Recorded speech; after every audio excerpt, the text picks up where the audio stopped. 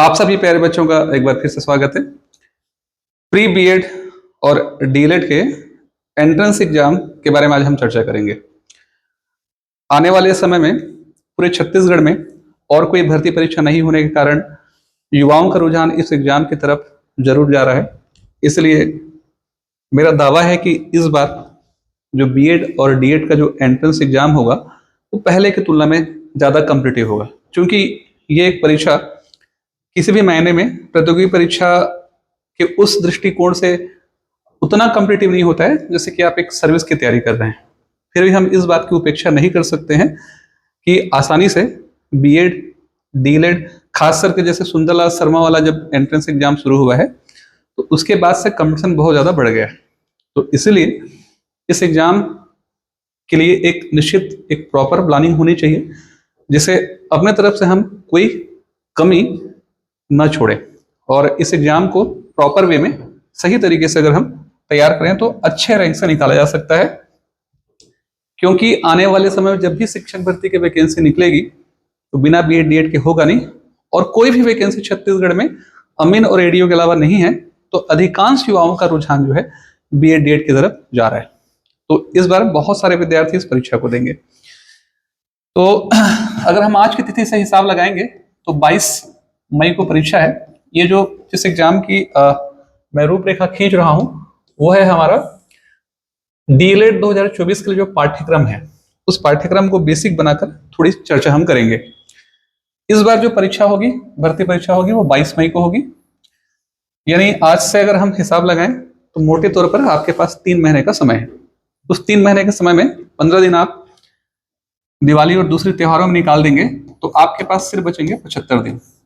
ये जो 75 दिन बचेंगे, उस 75 दिन में अगर हम सिलेबस की बात करेंगे तो 30 नंबर का आपका रीजनिंग, आपका 20 नंबर का जीएस, आपका 30 नंबर का सीडीपी, 10 नंबर का हिंदी और 10 नंबर का ये इंग्लिश। ये मोटे तौर पर ये सब्जेक्ट हैं। इस सब्जेक्ट में अगर हम रेशियो की बात करेंगे तो जो रीजनिंग वाला जो पार्ट है 30 नंबर का, सीडीपी वाला जो पार्ट है 30 नंबर का, और जो जीएस वाला पार्ट है 20 नंबर का, यही सबसे अधिक हैवी है। यानी 80% सिलेबस को ये कवर करता है। 10 नंबर हिंदी की भी आप अपेक्षा नहीं कर सकते। 10 नंबर इंग्लिश जो है वो राम भरोसे है, आपको पता है। तो हम ऐसी कौन सी स्ट्रेटेजी अपनाएं जिससे इसे आसानी से हम कवर कर सकें। तो आप सरल भाषा में ये समझ लीजिए कि आपके पास टोटल 4 सब्जेक्ट हैं। अगर हम इंग्लिश को थोड़ी देर के लिए ध्यान न दें तो हमारे पास 4 सब्जेक्ट हैं और चारों सब्जेक्ट के सिलेबस एकदम क्लियर हैं। आपको मिनिमम कम से कम 6 से लेकर के 8 घंटा, अगर हम 8 घंटा एंट्रेंस एग्जाम है, अगर आप लापरवाही करेंगे तो भी आप 8 घंटा की जगह अगर आप 6 भी घंटा अगर देंगे तो आपको मिनिमम 1.5 घंटे का टाइम डिवाइडेशन करना पड़ेगा दिन में। 1.5 घंटे का जो टाइम है आपको डिवाइड करना पड़ेगा एक दिन में। 1.5 घंटा इधर, 1.5 घंटा इधर, 1.5 घंटा इधर और 1.5 घंटा इधर, यानी 6 घंटे आप डिवाइड कर दीजिए टाइम को। 6 घंटे में 3 घंटे मॉर्निंग में एक सब्जेक्ट और 3 घंटे इवनिंग में एक सब्जेक्ट। जितने भी दिन हमारे पास बचे हैं, अगर हम एक सब्जेक्ट की बात करते हैं, जैसे कि अगर हम रीजनिंग की बात करते हैं, मान लीजिए कि रीजनिंग में आपके 20 चैप्टर हैं और सिलेबस हम चर्चा करेंगे शॉर्ट में। अगर 20 हमारे पास अगर अध्याय हैं और हमारे पास अगर मान लीजिए कि 80 दिन हैं, तो इसका मतलब है कि एक सब्जेक्ट को हम, एक अध्याय को हम 4 दिन देते हैं। या मोटे तौर पर आप मान लीजिए कि कम से कम आपको एक सप्ताह में 2 अध्याय आपको कंप्लीट करने हैं, कैसे भी करके। सबसे पहला चीज, ये जो स्ट्रेटेजी है आपको इन चारों सब्जेक्ट में अपनानी पड़ेगी। क्योंकि देखिए अधिकांश विद्यार्थी उन्हीं पार्ट को तैयार करके जाते हैं या तो उनके लिए बड़ा कठिन है या तो जो उनके लिए बड़ा सरल है। तो मेरा हमेशा से ये मानना है कि कोई भी प्रतियोगी परीक्षा हो, चाहे एंट्रेंस हो चाहे सीधी नौकरी वाली हो, सिलेबस को कवर करना बहुत जरूरी है। तो अगर आप सिलेबस को मोटे तौर पर छू लेते हैं तो बहुत सारा पार्ट अपने आप क्लियर हो जाता है। तो इसलिए हर सब्जेक्ट के लिए आपको समय देना कंपलसरी है। तो आप डिवाइड कर लीजिए कि मुझे एक हफ्ते में 2 अध्याय खत्म करने हैं या तो मोटे तौर पर 4 दिन में एक अध्याय पूरे करने हैं। ठीक है, पहला चीज। दूसरा चीज, मैं रीजनिंग के एग्जाम्पल से समझाता हूं आपको। रीजनिंग में जो अध्याय आपसे एकदम आसानी से बन जाते हैं जो बिना कोई तैयारी के बने, उस अध्याय को फिलहाल छोड़िए। अब आपको सिलेबस को एकदम प्रॉपर वे में रखना पड़ेगा अपने सामने, पहला चीज।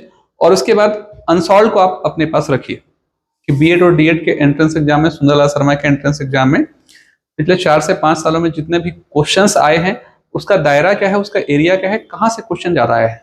यानी अगर आप रीजनिंग के किसी पार्ट में अगर जाएंगे, मिसिंग नंबर या एनोलॉजी, या तो फिर एक एग्जाम्पल दे रहा हूँ कैलेंडर, यहाँ से अगर क्वेश्चन के आने के चांसेस ज्यादा हैं, अगर वहां ज्यादा क्वेश्चन आए हैं, तो आप उसको पहले प्रेफरेंस दीजिए, उस अध्याय को आप पहले तैयार कीजिए, भले ही सरल हो चाहे कठिन हो।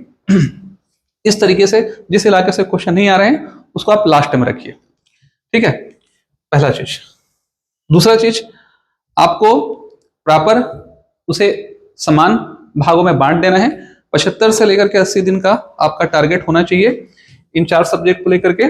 सब्जेक्ट को कैसे डिवाइड करें, आप रीजनिंग वाला पार्ट और हिंदी वाला पार्ट, मतलब एक कठिन और एक सरल, आप मॉर्निंग में रखिए, और सीडीपी वाला पार्ट, और उसके बाद फिर एक और वाला पार्ट जो है आप क्या कीजिए, इवनिंग में रखिए, ठीक है। सबसे इंपॉर्टेंट चीज है कि पूरा सिलेबस टू सिलेबस आपको कवर करना है, एक चीज छोड़ना नहीं है, ठीक है। उसके बाद सबसे अहम जो हिस्सा है, हम सिलेबस पे भी अगर पहुंचते हैं तो आप देखेंगे कि रीजनिंग की अगर हम बात करेंगे, तो रीजनिंग में तर्क करना, संबंध, टेक्नोलॉजी, आंकिक योग्यता के संबंध लगभग दूसरी जितनी भी भर्ती परीक्षाएं होती हैं, सभी भर्ती परीक्षाओं के जो रीजनिंग पूछे जाते हैं, वो सारे के सारे क्वेश्चन आपको यहाँ पे सिलेबस में दे दिए गए हैं। अगर हम जीएस की बात करेंगे तो नंबर 20 नंबर भले ही है, लेकिन सिलेबस बहुत बड़ा है।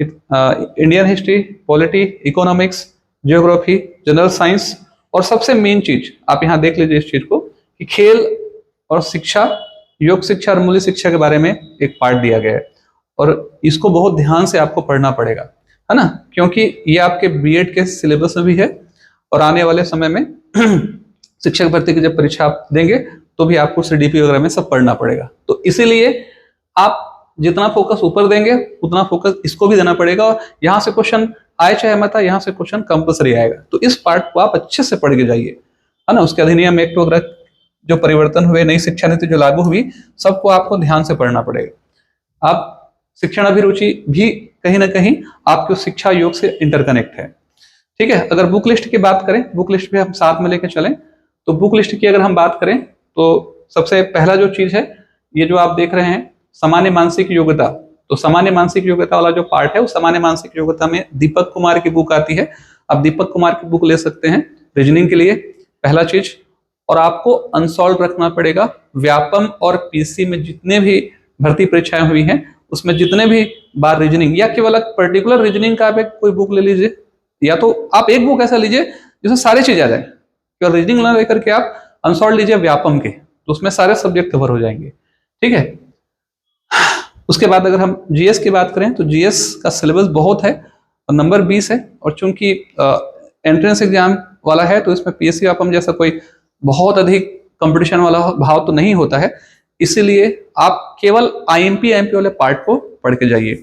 उसके लिए लुसेंट जो है सब सफिशियंट है, आप लुसेंट पेपर खत्म कीजिए सिलेबस के हिसाब से, केवल आईएमपी और आईएमपी वाले पार्ट को, ठीक है। इसके बाद अब सीधा पहुंचेंगे तीसरे स्टेप पे। तो तीसरे स्टेप पे आप देखेंगे शिक्षणाभिरुचि, इसके लिए आपके पास लुसेंट की भी बुक आती है, सीडीपी की सबसे बढ़िया रहती है, ठीक है, उसे आप पढ़ सकते हैं।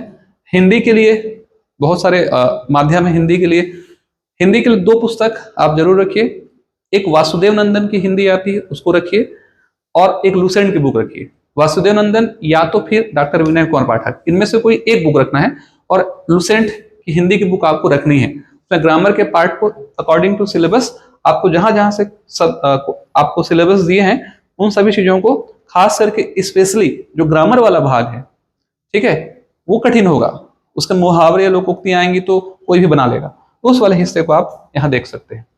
उसके बाद जो ग्रामर वाला हिस्सा है, सबको पता है इंग्लिश हमारा कितना अच्छा है, तो ये ग्रामर वाला जो भाग आप देख रहे हैं, इस ग्रामर वाले भाग में जो मेन टॉपिक है, जहां से क्वेश्चन जनरली हमेशा पूछता है, क्वेश्चन टैग है ना, प्रीपोजिशन, और उसके बाद फिर नाउन प्रोनाउन वगैरह, वो आपके हमेशा काम आएगा। उसके बेसिक को आप बहुत मजबूत कीजिए, लापरवाही ना करें वहां से, और उसके बेस पे आप जो है पैसेज रीडिंग भी बना लेंगे, ठीक है। दूसरा सबसे बड़ा चीज, वोकेबलरी को आपको पढ़ने की जरूरत नहीं पड़ेगी, केवल ग्रामर वाले पोर्शन को देखिए, है ना। ये एक छोटी सी स्ट्रेटेजी है, आप फॉलो कर सकते हैं। और सबसे इंपॉर्टेंट चीज, समय को गंवाएंगे नहीं, रेगुलर क्लास अटेंड करें। घर क्लास का अटेंड करने का मतलब है, कोचिंग के लिए नहीं बोल रहा हूँ, रेगुलर आप पढ़िए। क्लास अटेंड करने का तात्पर्य यहाँ पर ये है। दूसरा सबसे बड़ा चीज, सिलेबस को कंप्लीट कीजिए, पूरा कीजिए, और आपके पास अनसॉल्व होना बहुत जरूरी है ना। ठीक है, तो ये एक छोटी सी स्ट्रेटेजी है।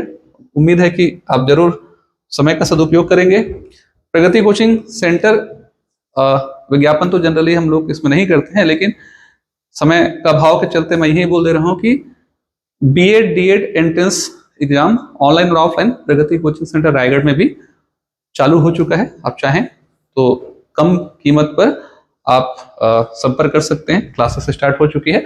और अगर नहीं भी करेंगे तो कोई दिक्कत नहीं है, आपके पास आज बहुत सारे सोर्सेस हैं, आप उनका प्रयोग करके पढ़िए। सभी को शुभकामनाएं।